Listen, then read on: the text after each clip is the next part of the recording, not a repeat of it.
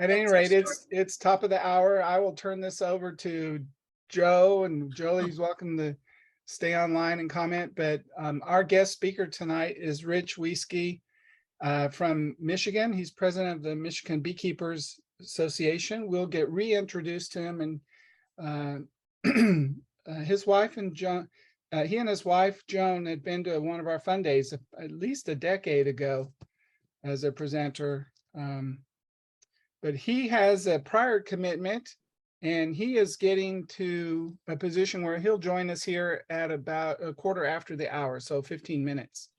So if you'll bear with us while we try to take care of the first 15, till we can get them So, on. Joe, we went to the Estes Park Farmers Market today, and we saw, what was her name, who was our guest speaker from Colorado? Oh. Squared. We saw her honey at the farmers market. Oh, Someone was selling it. oh, shoot. What was her I name? can't think of her name. Robert, can you think of it? Conry, Beth Conry. Yeah, Yep. Beth. And then we saw her honey in a store in Estes Park too. So anyway. Oh, cool. I'm Small interested in world. what the packaging looks like. I took a picture for you. I'll send it to you. Cool. I will kind of jump ahead since we're waiting for our guest speaker, talk about next month's program in extracting more money from your hives. Our topic is going to be the theme Healthier with Honey, and we'll be talking about kombucha, elderberry syrup, and jams and jellies made with honey. So that's next month, and that would be the 20th of October. You'll be speaking. Yeah, at the present, I'm not sure who the guest speakers will be. I think Becky was going to do kombucha, but I don't know about the others. Becky's on, maybe she can. That is correct. That is, I am going to do traditional kombucha, and I think they call it soon kombucha with honey. So pronunciation might be off there, but that's what it looks like.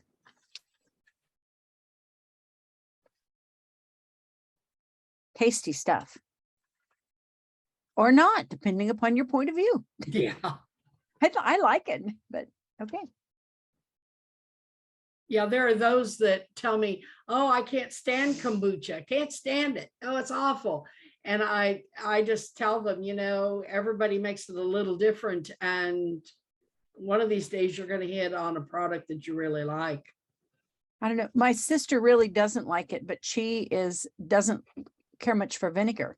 And so that's that kind of a sour tart taste is not something that appeals to her. So I don't know, whatever. Robert, are you doing the elderberry? I don't know, but I think I've got some good elderberry slides. I can certainly put something together. And Well, maybe they've already asked somebody, so I don't want to step out of turn, but you are who I thought of for elderberry. So maybe other people too. it'll be right up my alley. I won't miss it.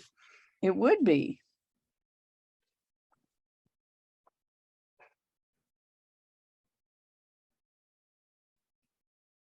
Becky, we were just explaining, Rich is going to come on at a quarter after, which is in about 11 minutes. Oh, okay. So he had a double duty job today, and this will be his second part.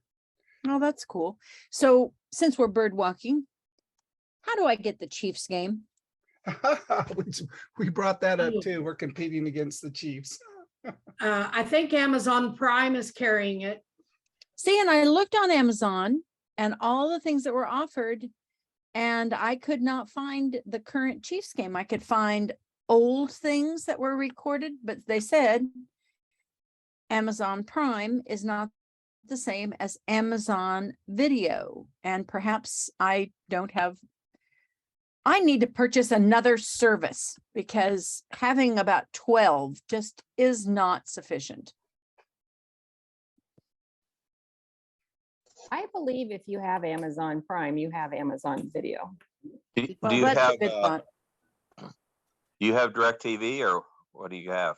Yeah, I mean, I Well, have channel, DirecTV, I have Roku, I have Amazon channel Prime, I 41 have, has got the Chiefs. Brian's saying it's on KMBC too, Channel 9. It's well, on. that I probably can't get because it's a Kansas City local station. So okay. KHB 41.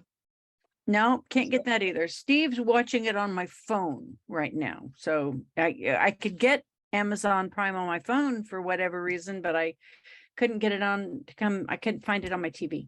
So, oh Huh. well. That's weird. Because I've got DirecTV and I've got it on channel 41. So I don't think Channel 41 is on my direct package, and it has to do with local TV and that sort of thing. I don't know. that's weird. It's confusing. That- I don't know.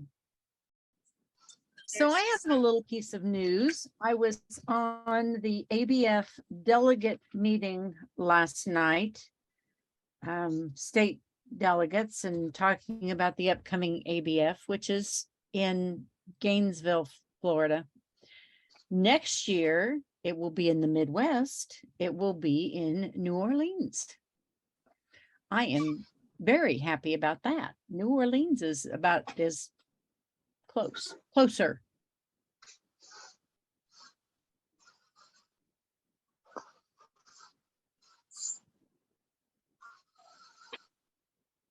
I'm the only person excited about New Orleans. I am. I just I didn't did- know it was in the Midwest. Yeah. Next year, not this year, not in 23, but in Yeah, 24. 24. Yeah. I've been to New Orleans. I'm not excited. Oh, I love New I'm Orleans. excited. Such good food, such good music, such good coffee. And drink. Well, there's that.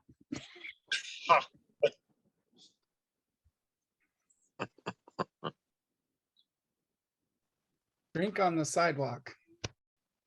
You know, they do everything on the sidewalk if you're not paying attention. They do. Yeah, really.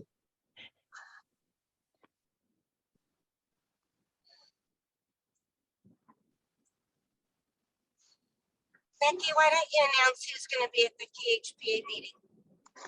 That's such a good idea. Let me find my handout from Greg Schwab, who is our program chair now. I have it clear down in my stack here. I should be able to do this off the top of my head, but I cannot. So we are going to have a hybrid meeting, and our first speaker will be Katie Lee from the University of Minnesota. And she is, of course, worked with Marla Spivak, and she's Gary Reuter, and headed up their B Squad, and just really a terrific presenter, very practical beekeeper. So I'm excited about her coming down. Randy Oliver is going to join us, but he's going to join us via Zoom. So that's the magic of Zoom. Lets us have people that don't want to travel, that can't travel, whatever. And of course, Randy is always entertaining and extremely informative. He's really done some interesting things. Someone named Garrett Morris that I do not know. He is the Rolling Hills Zoo horticulture director, and he's going to talk about trees as a pollinator and pollen and nectar source. And of course, when lots of our other flowers don't produce, we can still count on trees to give us good nutrition for our bees. So planting more trees is really important. We might not get immediate results from them, but it is great for the pollinators. Alan Armour from the American National Property and Casualty Insurance, and he's going to talk about insuring your hobby, your business. And unfortunately, insurance often isn't exciting until you have real need for it, and then it's real important. So that's a great thing. Jim Raiders, who has come around for years and years and years, is going to be one of our speakers, and he's going to talk about bee feeders and what he considers to be their pros and cons. If there's anything that people have a lot of opinions on, it would be bee feeders. Jason Graves is Kansas State Horticulture Extension Agent, and he's going to talk about pollinator plants for food sources. Brian Withrow, I don't know how many of you know Brian. He's from out Kansas, and he has contributed some things to the Kansas Honey Producers booth this year. If you haven't tried his lemon ginger creamed honey, oh my gosh, that is such yummy stuff. He also makes a product called hot honey that is a pepper blend that is infused into his honey, and then even does some skincare stuff. He has a heel balm that he's making. So he's going to talk with us on properly assembling equipment, real basic, but something that if your equipment isn't right, you just almost put yourself out of commission before you even began. We're going to have some little mini breakout sessions, lots of people in those. Have we seen Rich yet? Or I don't want to run. If he's here, I don't want to keep on talking. He's on board, so when you're ready, we will introduce him as soon as you're done. Then you know what? There are more things to do. Go to KHPA, KansasHoneyProducers.org. Look at the whole program because it's well worth seeing. And then come and join us in November. Lots of fun. Go, Robert. Thank you. So thank you. Our featured guest tonight is Rich Wieske from Michigan, and together he and his wife have been beekeepers. They have been presenters to our Northeastern Kansas Beekeepers Fun Day. And Rich can probably tell me what year, but it's been probably a decade. Yeah. They Yeah, were it's both here been at together. least that. Yeah, it's been at least that long. Can you hear me okay? I can hear you. All right. Sound And good. Okay. Rich is also president of the Michigan State Beekeepers Association. And, you know, one of our other favorite people up there, Larry Connor, is up there in Kalamazoo. So, you know, they've got some great people there. So, Rich, thank you for joining us tonight. We're glad to have you with us. It's wonderful to be here. Sorry, I was a little late. I was in another bee meeting up here. So I'm currently in the UP. One of the my task as a new president for the Michigan Beekeepers Association was to visit all the bee clubs in the state. So I have currently visited 19 clubs out of 33. So hopefully in another year, I'll have visited all of them. And it's really been an interesting experience. It's wonderful to meet all the beekeepers. There's so many different stories and so many wonderful people keeping bees. I'm going to try and turn, let's see. I'm going to go to my front, turn on my slideshow. Let's see, that goes and share. Yeah. So tonight we're going to talk about pollen and propolis. I know a few of you all collect propolis. I think Robert started a long time ago doing that. Are you still doing that? Yes, I am. I'm sorry, Rich, you might want to put it in presentation mode because we're still seeing all the side slides. There you go. Is that better? There you go. That did it. Okay. Perfect. Perfect.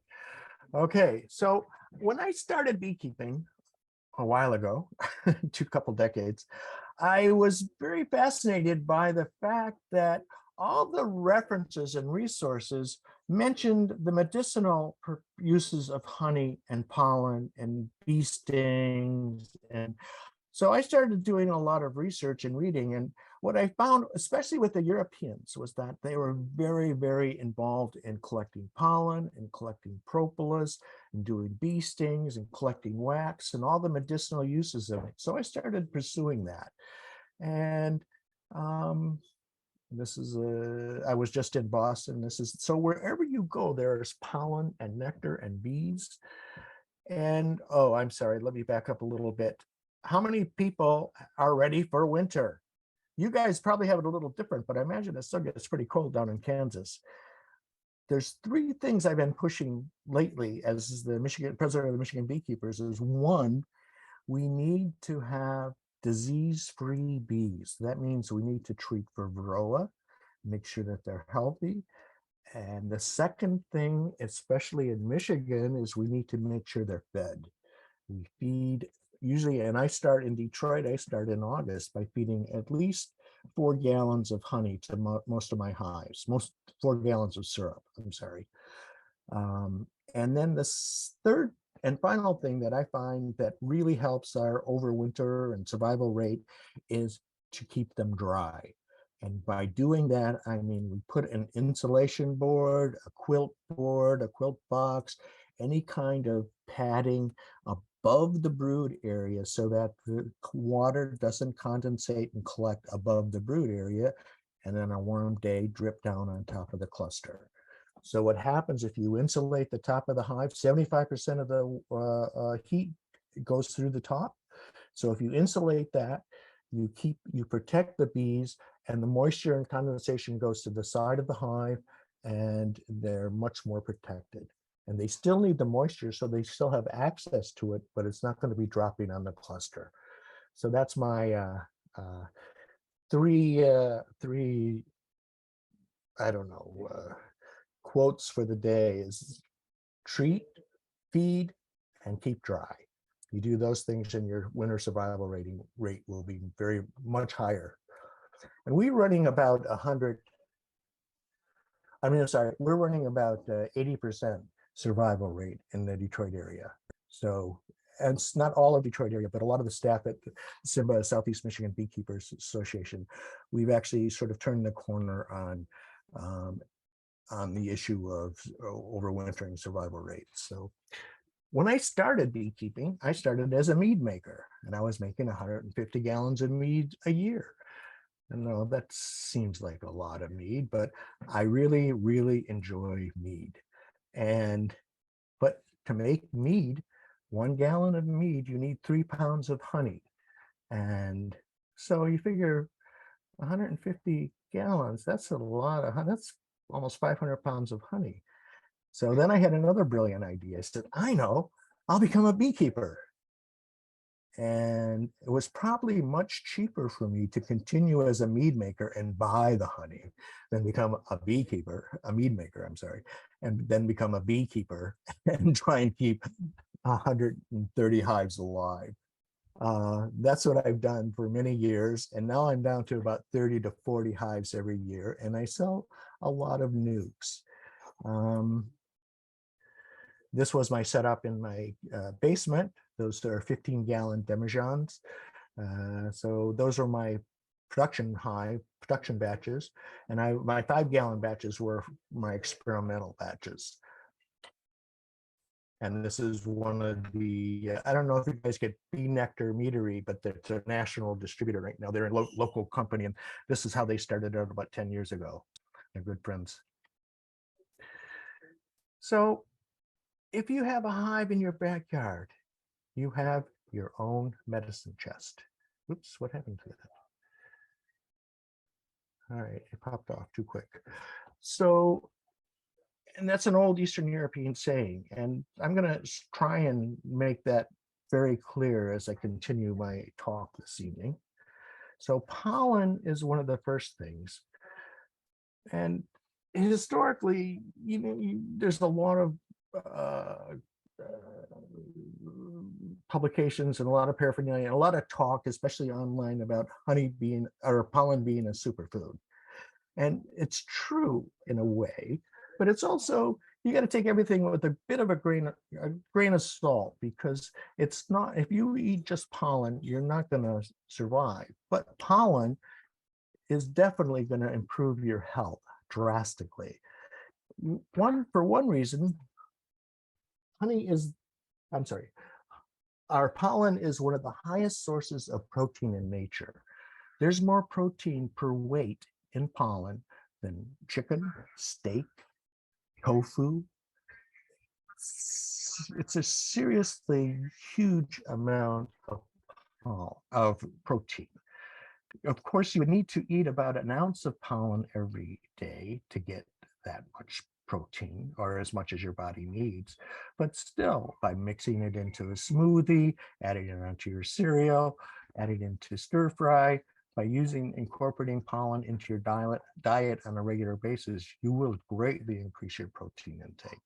And not only protein, but 90 to 95% of all your vitamins and minerals and amino acids are in pollen. It's a huge source of all those ancillary ingredients.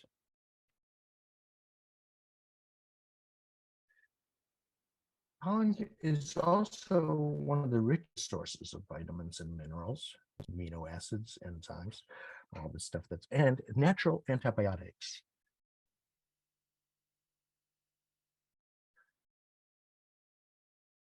And the vitamins and minerals and amino acids in pollen are almost in perfect proportion for the human body.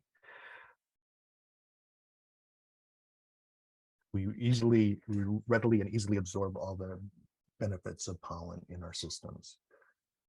There's trace minerals, and it's very readily and easily digested by our bodies. And so the next question is, well, how do you collect pollen? This is my favorite method. There's several different varieties and types of pollen collectors, but I prefer it's a Ross round Sundance pollen collector. You access it from the rear. And in the position that you see the gap across the lower portion. It's open, so the bees can go directly in and out of that hive. By turning that eyelet and raising that board, I close it so that they're forced to come in through the screens. And I'm sorry, I wish I had a better picture of that. But what happens when the bees feel pressure on their legs as they're coming through the screen, they'll turn sideways. And so what happens in this kind of a collector is that you only collect about half of the pollen, because they immediately turn diagonally and enter the hive. And so you're only collecting about half of the pollen that comes in. In a lot of areas in the country, I know pollen is a major, major, major issue. In Michigan, in Southeast Michigan anyway, we don't have a dearth, we have an abundance of pollen. In fact, that's how we know our bees are going to swarm, because all of a sudden they're backfilling with all the pollen. So pollen, an overabundance of pollen is actually an issue. So by collecting the pollen, we actually help decrease some of the pressure on the hive to swarm.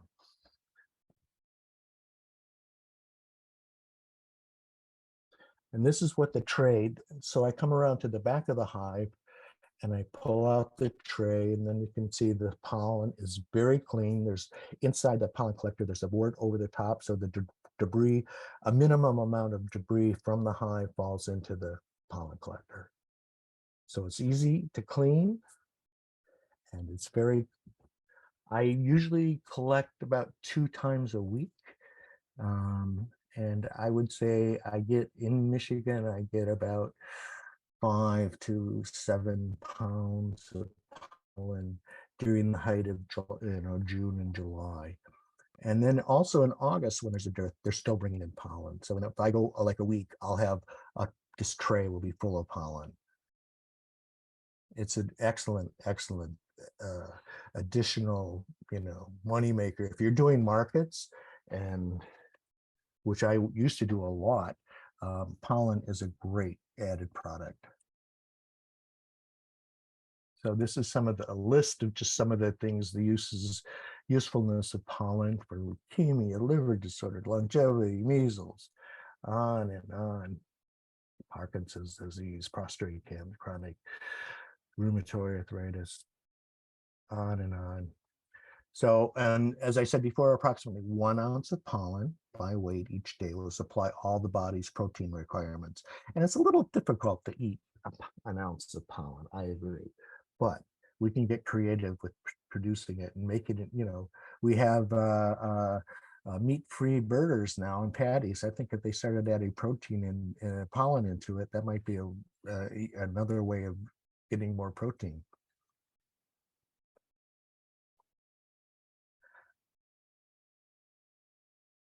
So all the ancients were any culture where honeybees are native have a long tradition and a long history of using pollen, honey, propolis, bee venom, wax, whatever, in part of their medicinal products. I would say that probably a third to 2/3 of all the recipes and remedies in the world where honeybees are native used to involve some form of product from the hive. And thinking about it, that's pretty amazing. This was the label that we came up with for our flower power bee pollen. And unless you have a farmer's market, you might find it a little hard to convince people to try pollen. And we found the customers that were most into buying pollen were bodybuilders, weightlifters, athletes, and also, I just drew a mental blank here. Anyway, so moving on, but it's an incredible rich resource of minerals and amino acids. Moving on. Now, pollen is basically almost a powder, and each grain or granule of pollen represents 3,000 to 30,000 grains. And when the bees fly through the air, they create static electricity, about 200 watts. And when they go inside a flower head, which is an insulated environment, the pollen literally jumps onto the bees. So I'm sure you've all seen bees that are just coated in pollen. And they take their forelegs and they rub it down and they put it in their pollen baskets. But they also mix it with a bit of nectar.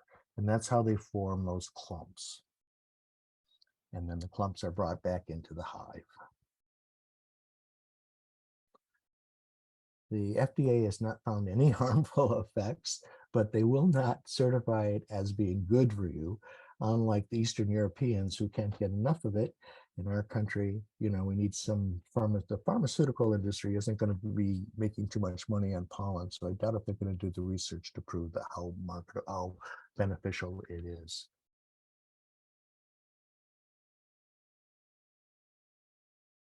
And there's also, depending on where you're located, you don't want to collect too much pollen.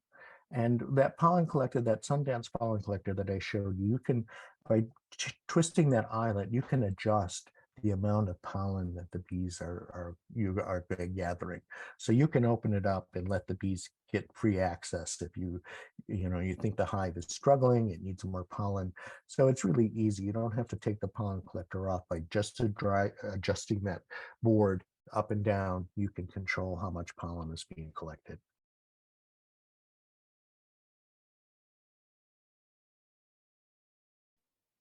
So purga, another spelling of it is Purga.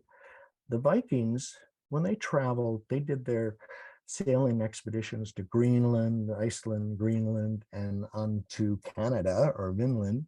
They took their bee bread with them. It was a great resource of vitamins and amino acids and minerals, and it helped keep them from getting scurvy. The Vikings knew that a long, long time ago. So this is what, when the bees gathered the pollen, they collect it and they pack it into each of those cells, and then they put a layer of honey on top of it. And that seals it and protects the cells. And it goes through a little fermentation process. And right in the middle of that frame, looks like one of those cells has a wax capping on it. Well, they do that when they think that those cells are bad, the pollen is not good, and you need to protect it, or it's their way, bees' ways of telling other bees not to use that pollen. There's something wrong with it or something untoward. No, right there. That's a close-up of that. So when you see that in the hive, that's what's going on. And here there's an image of the bees using her head to pound or to press the pollen granules into the bottom of the cell. And then she coats that with honey. Puts a layer of honey on top of it. And that seals and protects the bee bread. Vitamin K is really hard to find in nature, but it does exist in bee bread. It's one of the few places you can find it in nature.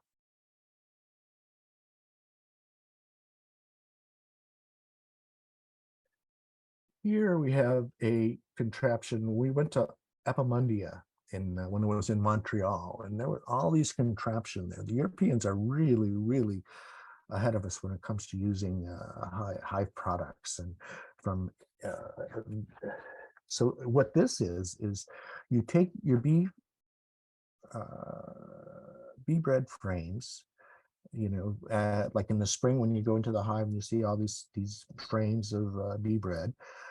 They freeze them, cut them in strips, and put them in the top part of that chute, and then they get ground so the bee bread pellets come out and they're collected in the tray. And in Europe, that product goes for as much as $50 a pound. So it's the Europeans, Eastern Europeans especially, are very, very much into bee bread. Now, we've all seen in the hive that, in fact, after, you get a year-old bee bread, and they're not going to use it as quickly as they will use fresh bee bread. But the nutritional value of the older bee bread is still quite high. So I don't know, Becky or Robert, if there's any chats or questions on pollen at this time. This would be a good part or time to oh, I see we do have chats. Are there any questions out there, Robert, that I can deal with? For blood, vitamin K is important for blood clotting too. Did anyone? So, Rick, I'm sorry, ahead, go ahead. Yes. Well, I didn't type one in, but so regarding the pollen, I mix my pollen with honey, and does that kind of do the same thing? I know when they're mixing it with nectar or honey in the hive that it ferments a little bit, and that actually helps in the preservation process. But So that's part two. We'll covering that in a bit. Got it. I'll be getting to that. But So any Rich, other? Yes. yeah, there was a couple of questions. Back to your capped pollen, we've heard it called entombed pollen, and the bees are bringing that in, and that they do that as like you said, this pollen is contaminated for some reason. The bees can detect that, and they cap it over so that it won't be used. But I would guess in theory that pollen came through the pollen trap, and perhaps some of it was collected by you, the beekeeper. Do you do things to try to minimize that, or what? Can you just talk about that a little? Wait, say that. I'm not sure I understood what you were asking.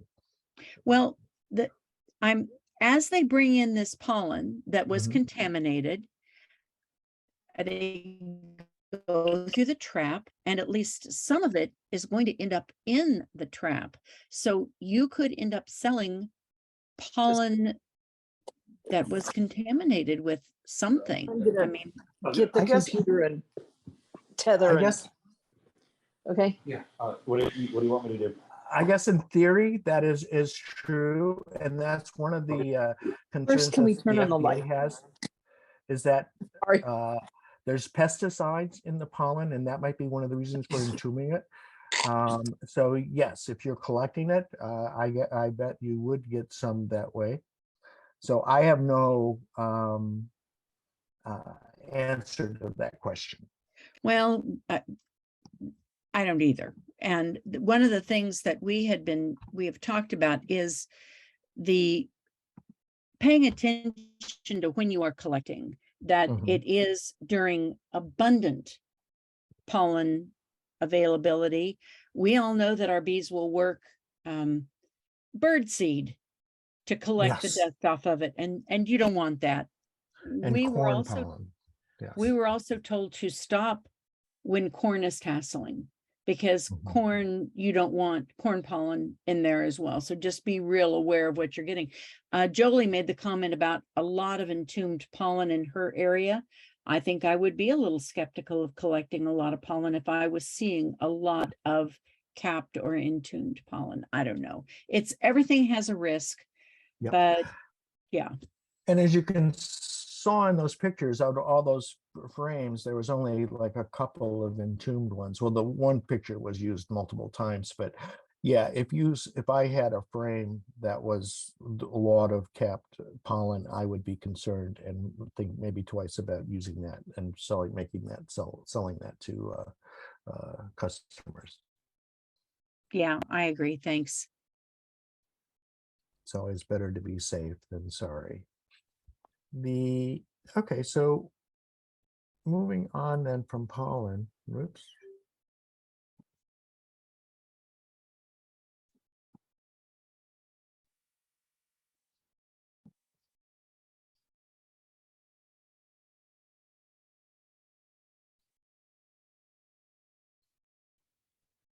Rich, I That's a think good we one. lost. Are you muted, Rich? Check your. Oh, I'm sorry. I did. Somehow I got muted. I'm sorry. Okay, so this is moving on to propolis here. Oops.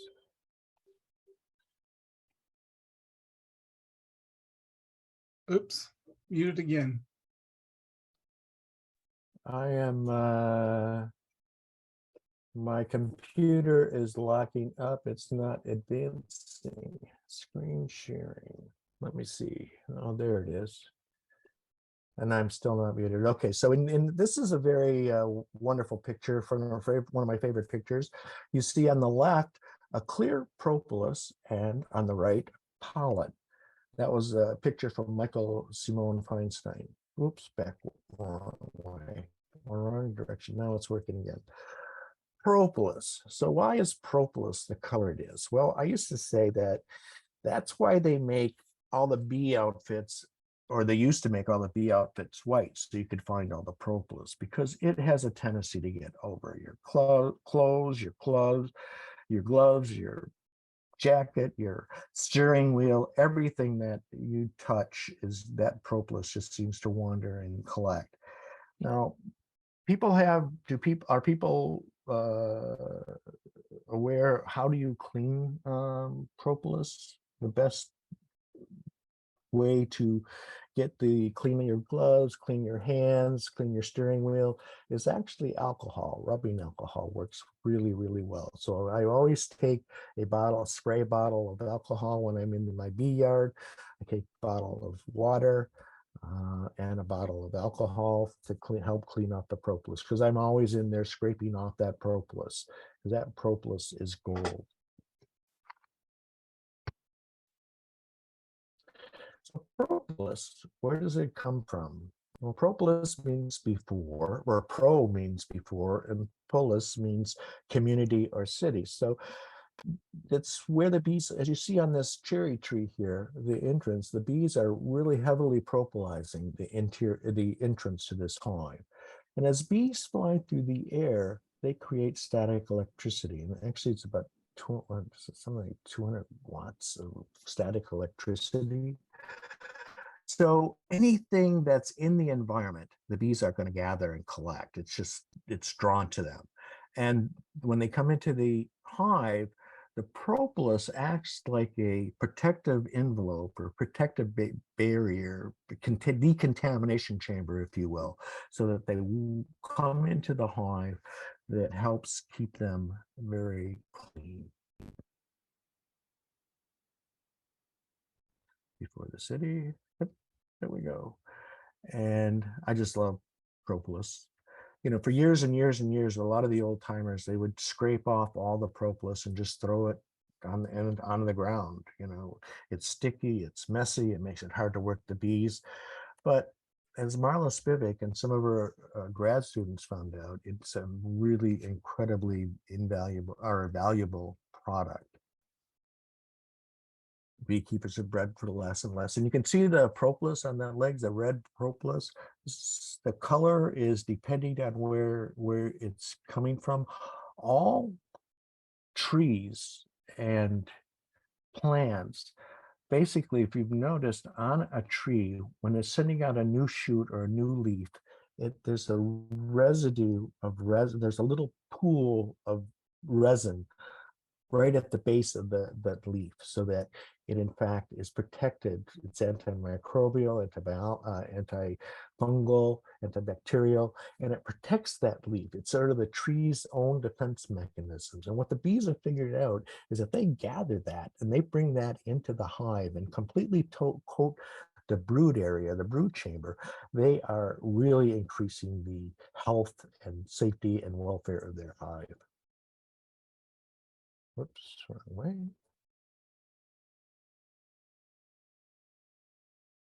Because honeybees have, when they did a genetic sequencing of genes for honeybees, there was only like 4 or 5 markers that they found that fight disease.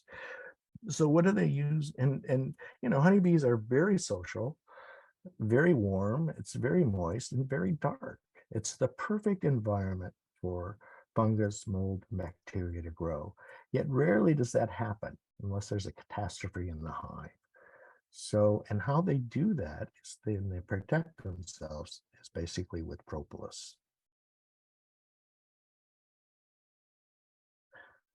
Propolis is also used to treat a lot of different things, including acne or athlete's foot, eczema.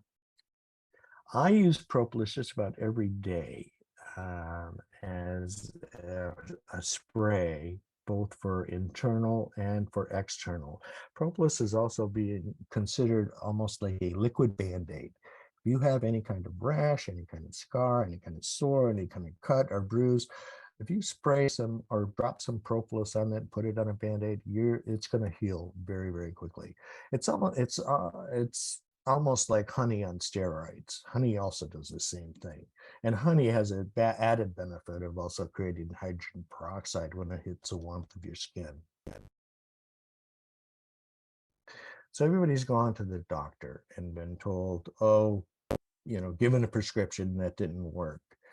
Well, it's sort of a crapshoot out there as far as like getting a pharmacy to the right medication for the right dose for whatever. Propolis is generally effective in over 60% of the cases that it's used for. It's very effective treatment. Oops, sorry. Come on. My computer is acting up. I apologize.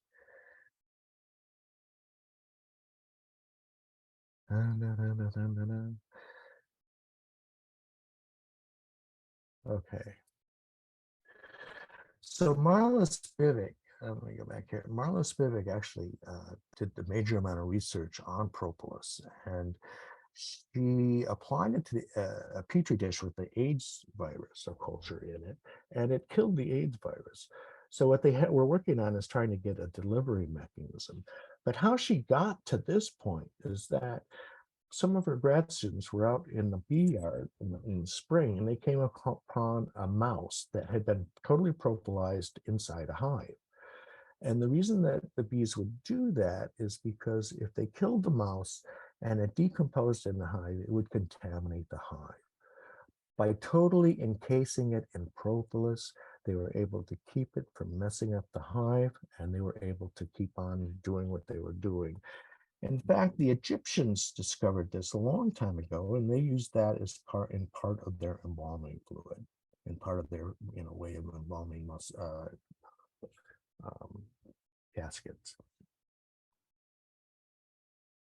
And this is the original research that she did back in 2011, socialized medicine in honeybee colonies, Marla Spivak. And that was with Michael Simon Feinstein. So that this article is available online and well worth reading.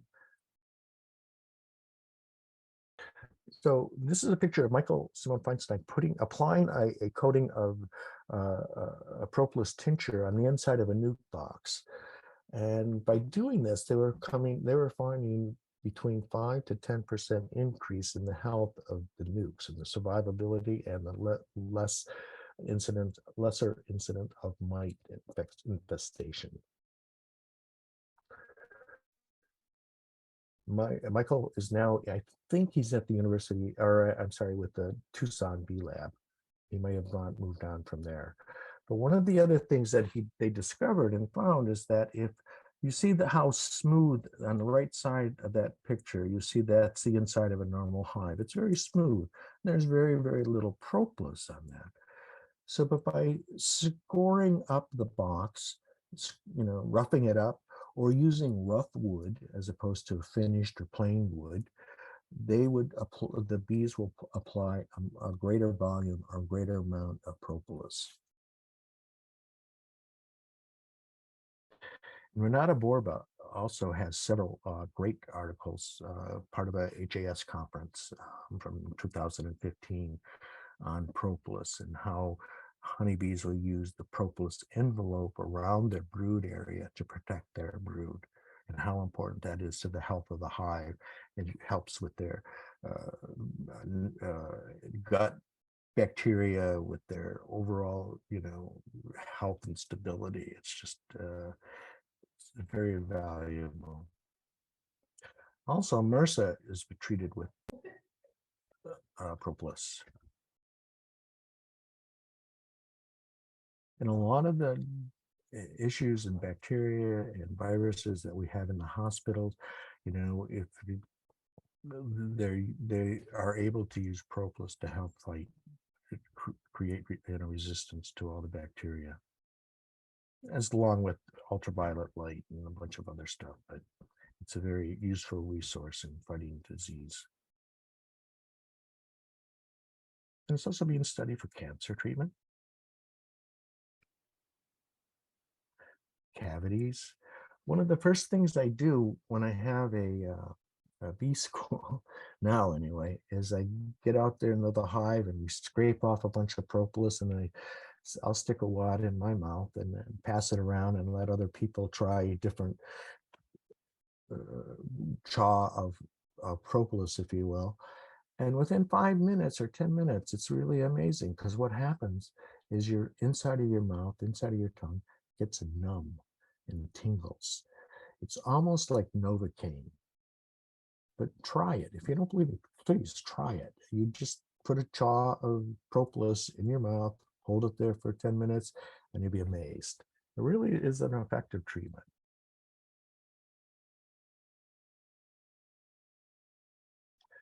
Just a pretty picture. Okay, this is 60%. Oh, I have to change this label. Basically, the correct formulation is when you make propolis, the way I'm about to describe, you come up with a 33% ratio. And this is out of order slightly, but this is a shot in. I guess they figured out this was showing them embalming with using propolis in the tombs. Here's a great picture. If you want to collect propolis, it's I don't know how successful it is by pulling off a side of board, but yeah. Primarily what people do a lot is they'll put propolis collectors on top of a box, and then sticks or shims to raise the migratory cover above it so that daylight is coming in. The more daylight that comes in, the quicker the bees are going to react and propolize that top so that the light doesn't come in, because they really don't like light and or too much ventilation. So they'll propolize this, and then all you have to do is pull it off, freeze it, stick it in another tub, and flip it around, flex it, and the propolis will plop off and be very, very clean. The other way of doing it is by just taking the ears and frames. When I extract honey, part of the process is not just putting, once the frames are spun out before they go out to the yard to get fed back to the bees, we'll scrape off as much propolis as we can off the ears and the sides and the backs of the frames. That's how I collect most of the propolis I get.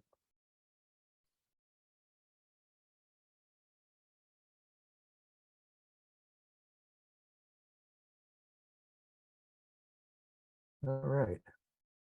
I always carry yogurt containers when I go out into the field for various reasons. I'm always finding and collecting weird things, but primarily for the propolis. And I take the scrapings because I find the top cover is generally probably one of the greatest resources of propolis there is. And I scrape that off, put it in a container, and then this container I'm going to stick in the freezer. And by putting it in the freezer, it makes it easier. Everybody's worked with propolis, especially in the summer, realizes it's very sticky, very malleable, and it's hard to work with. Well, by freezing it and then putting it in a small blender, I now use a full-size Cuisinart, but by putting it in a small blender, which also that part of that you're looking at, I stick in the freezer too, it's much easier to pulverize the propolis. And by pulverizing it, you're exposing more of the propolis to the alcohol that you're going to use to make the tincture. So what for alcohol, it's not like totally necessary to pulverize the propolis, but it really does help the process go quicker. I pulverize it. You can see the jar on the top with the powder. There you go. And then this is the magic substance I use, 95% grain alcohol. And I use Everclear because it's the higher the alcohol content, the quicker it works and the more effective it works. And also Everclear is there's no taste or flavor in Everclear. So I really prefer using that when I'm doing my propolis tinctures.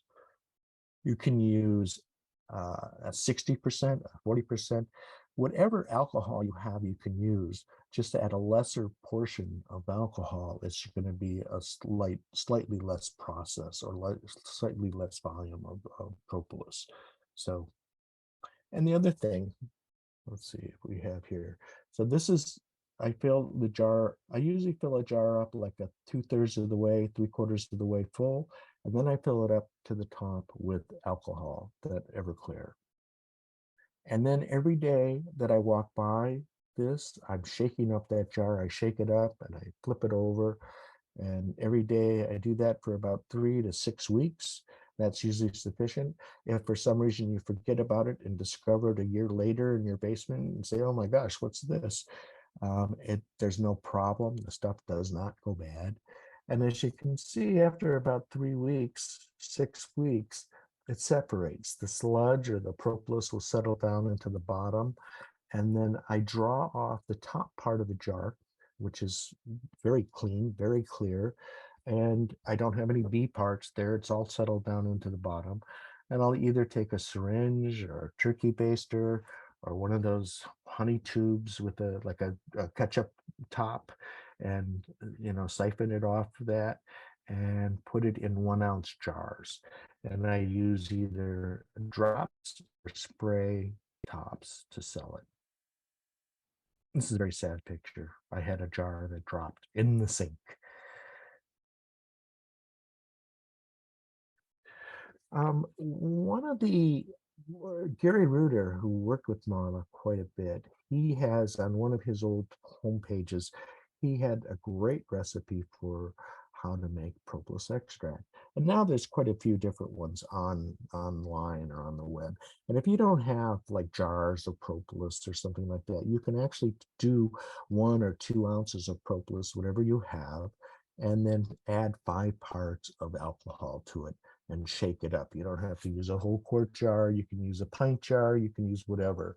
And usually it's about a ratio of 1 to 4 for alcohol to make the propolis. 1 to 4, 1 to 5. Oops, wrong way. So the next product we're going to talk about is bee bread. And bee bread is just honey and pollen mixed together. And I do it on a semi-low commercial scale, I guess, small commercial scale. And I'll do like 3-gallon jars or 4-gallon jars of bee bread at a time. Now, in the traditional European recipes, they use propolis. When they made bee bread, they would do a 1-to-1, 1 part honey and 1 part propolis, or I'm sorry, 1 part honey and 1 part pollen. But I found that very sticky and very hard to work with. So I found the magic ratio for me was, a 3-to-1 ratio. So I'll take 3 jars of pollen, put it in a large, this is a gallon jug, and then 9 quart jars by volume of honey. Then I let that sit, and the pollen will float to the top. And once the pollen floats to the top, I flip that jar over. And I'll do that multiple times. And as you can see, in the what I was finding is that in the winter time, when it's much cooler out there, the process would take a lot longer. So by adding a hot pad underneath, it would just warm it up to about 65 degrees, not a lot, not very hot at all. You weren't destroying any enzymes, but enough to speed the process along. So that would only take me about 2 or 3 weeks to make bee bread. And again, I flip it over. And you can see it starts to breaking down. And that black tape is like an aquarium thermometer. I just wanted to make sure that I wasn't heating the mixture too much. And it never did. It never got over 65 degrees, I don't think. And as you can see at this point, this is probably about the 3-week point. The pollen and propolis are really breaking, the pollen is really breaking down. And here you can see it's starting the secondary fermentation. It's really mixed quite well. And what I started doing to find out if it was ready or not, it goes through a secondary fermentation, which unlike a yeast or a mead or wine, primary fermentation, which is very active and very, violent in a way. A secondary fermentation is pretty mild. It smells like just gas sort of leaking. So I would put masking tape right on that. Oops, let me go back. Right on that white lid, I would put masking tape around the seam. And as I flipped the jar over, once it started to seep out, then I knew that it was fermenting and it was ready to use. So that's how I'd make bee bread. And I found it very easy to use. And then I would store it in a brown jar because you don't want to expose it to sunlight. You want to keep it away from sunlight.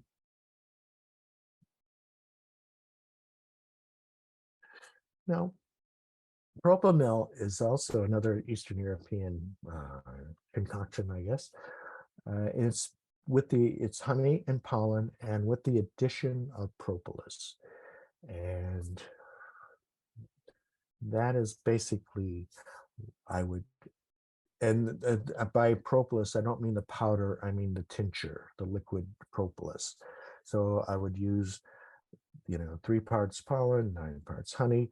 And originally I was doing I'd do a whole quart jar of propolis, but it turns out that propolis has got a pretty distinct flavor and it's pretty strong. So many people were objected to that. So I cut it down to about 1/2 to 2/3 of a quart jar of propolis.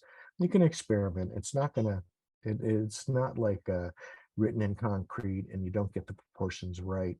It's not like you're creating something that's a poison or anything like that. It's just different. So, but these are the ratios that I traditionally use. Here's a mite. So propolis is now, you'll find it in toothpaste and salves and hand creams. Oops, sorry. And a traditional way is just to, when propolis balls, when it's warm and moist, you can easily roll it into balls. People would roll it into balls and put it in like cinnamon powder. That's probably one of the most preferred ways. The traditional way is to just take your chunks and stick in your mouth and chew them and swallow. And these balls dipped in cinnamon were a great way of a fairly traditional way of taking propolis. You can smoke it and you can brew it. You can add it to your mead or your wine. And it's very effective and very potent by doing that.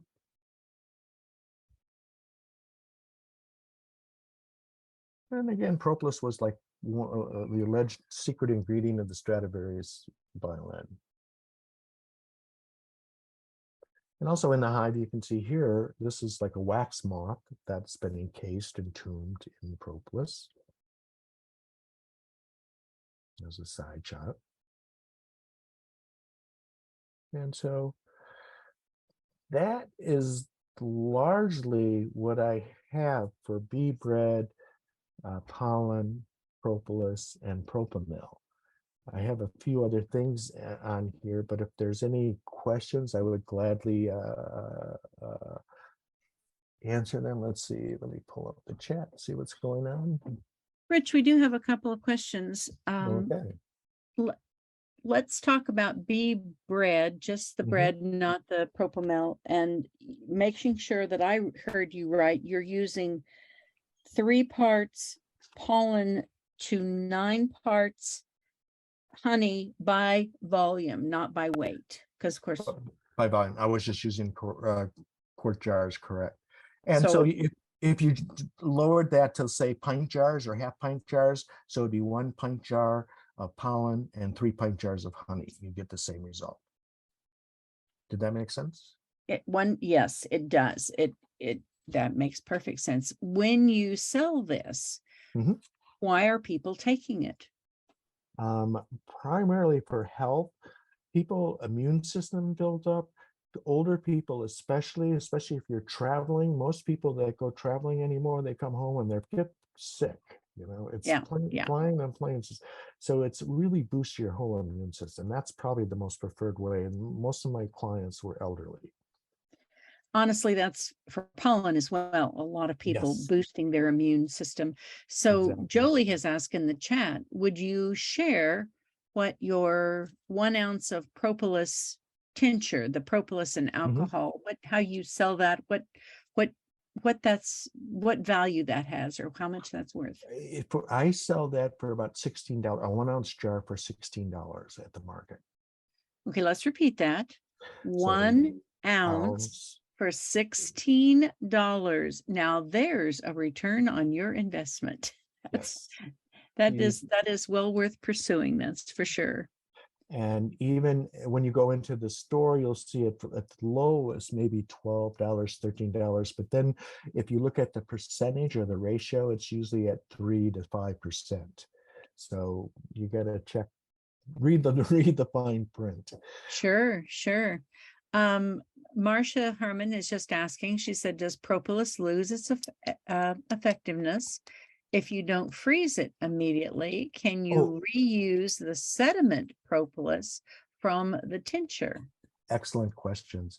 I will, when I make propolis, I'll usually do do it twice, meaning once I pour off the top, the clear part, I'll add alcohol again and do that at least 1 more time. I'll do that twice. I find that if I do it 3 times, usually it ends up being very alcoholic and not very tasty at all and pretty difficult to use. So, but I'll do it twice.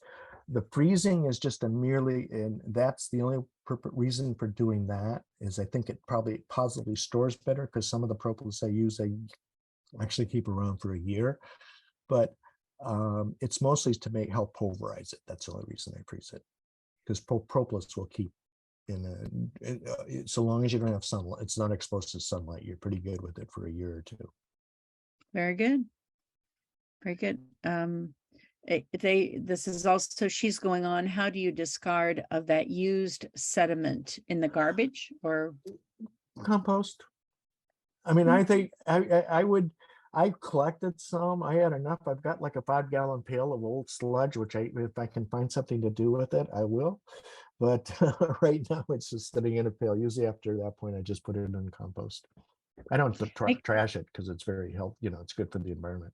Makes you wonder about that painting the inside of the hives that, that they were doing. Yes. If that sludge is really what you're looking for, I don't know. And that brings up a good point, because I'm sort of transitioning into the anneal hives and the apame hives, which are all plastic, which you don't get the same amount of propolis buildup. So I started experimenting by sticking queen excluders on the inside, plastic ones on the inside, so that let them build up propolis on that. But on the wooden, if I use wooden frames, they still build enough up on the frames itself, so that I'm very happy with the amount of propolis I'm still getting in the apame hives.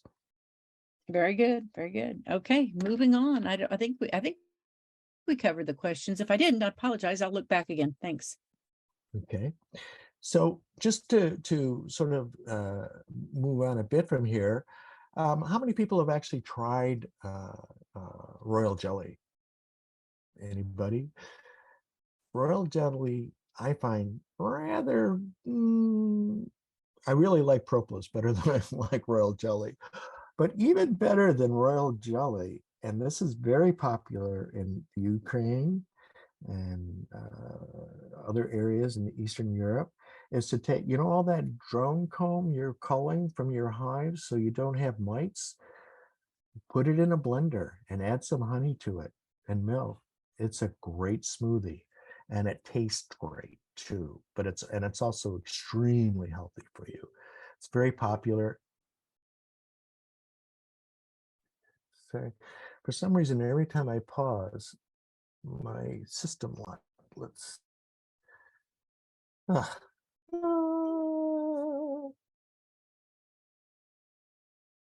there we go. Okay, so royal jelly. Now, royal jelly it's like a miracle drug in the way. Let's see, moving on. There we go.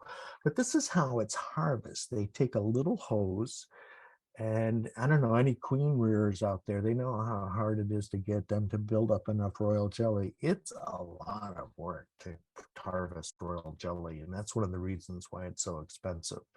Look at that. They have to stick a hose in there, and they like a little mini vacuum, suck out that royal jelly, and that's how they make royal jelly. And that's why it costs so much. They also use royal jelly in soap. Now, this is the manual I found to be the most helpful and useful resource if you want to play with other products of the hive, from salves, hand creams, lotions, whatever. It's a UN publication. I think it's the Farm Agricultural Association Agricultural Service Bulletin number 124. You can download it on the web. You don't have to buy the manual. The manual, I think, to buy a hard copy is like 50 some bucks, or used to be. I don't know if it's still available, but you can still download it online. And this is probably the most useful resource and manual I've seen on products of the hive. Oh, and there's the website right there. If somebody want to grab that and paste it in the chat. We'll leave it up for a little bit. But it's really amazing. And I can also send this to Robert or send this to Becky. Now, bee sting therapy. One of the first things I did as a beekeeper was to sting my knees. I was a volleyball player, and I had overextended my knee in an outdoor volleyball court in the grass, and I was in pain. I could barely limp for many, many days, and it took a long time for it to heal. And then anytime the weather changed, my knee hurt and hurt and hurt.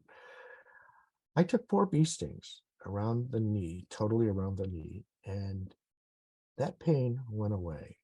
And I only had to do that treatment twice and to be totally healed from that condition. So I became a true believer in bee venom treatment for arthritis, for issues of pain, carpal tunnel.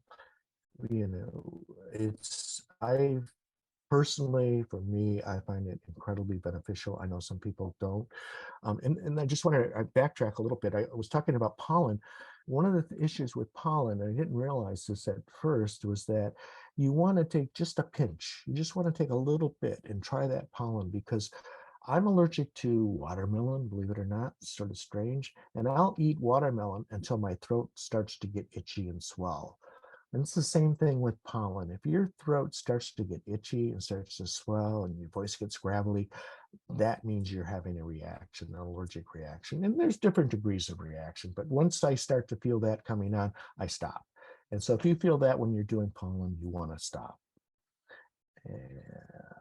So bee sting therapy.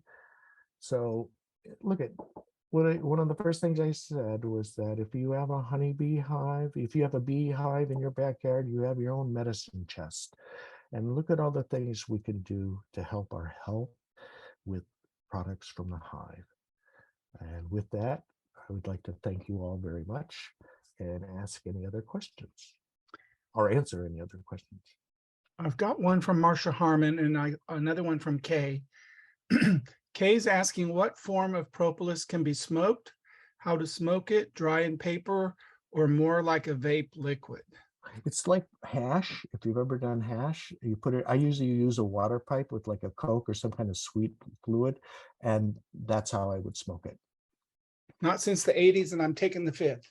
But it's legal now, so we don't have to worry.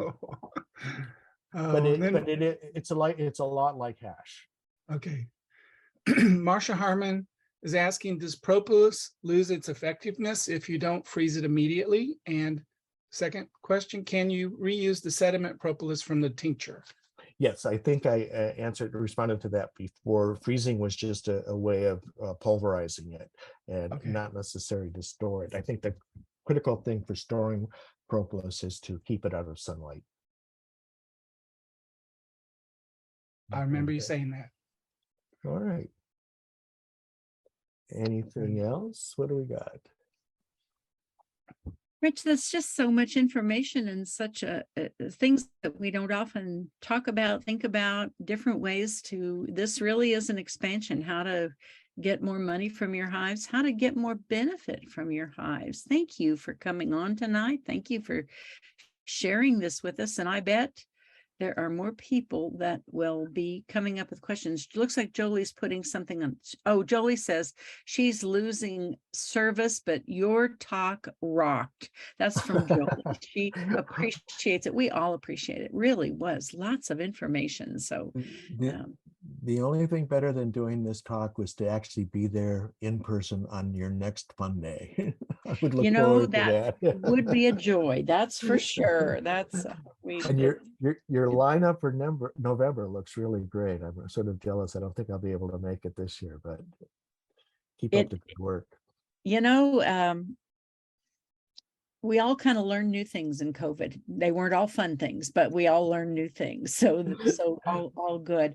I would imagine that a little bee bread and a little propolis might help with those viruses as well. So you're getting a lot of love in the chat box. If you got a minute, read it. It's like people really appreciated this. This was recorded. This will be on our website. So if you missed something tonight, reach out to Rich personally, but you can also check the recording again. So appreciate it so much. Yes. All right. And yes, Robert, save me the chats. I'd love to read them. And also I didn't put my card up, but rich@greentoegardens.com.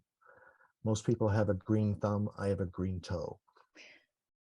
Probably more helpful down there by the plants. So maybe Robert will include that in our link would be It a great thing. So And would you love really to. do have a green toe. You've seen it, huh? Yes. All right, y'all. Well, thank you so much. good It was night. a Thank pleasure. you. Okay. Robert, anything else for the good of the cause? That's it. Thank you, everyone. We're competing against the Chiefs tonight, but we still had at least 36 attendees, so that's great. I don't think the Chiefs done. You can still get to the important part of the game. Please remember to register for the KHPA meeting that we're having in Salina. It's a lovely location. Salina is a pleasant town to visit. It's just kind of a slower pace. I really like going to Salina a lot, but we've got a good lineup, and I hope you guys will consider joining us that first weekend in November. So we'll see y'all then. Thanks, Robert, for hosting tonight. Thank you. Thank you, everyone. Good night.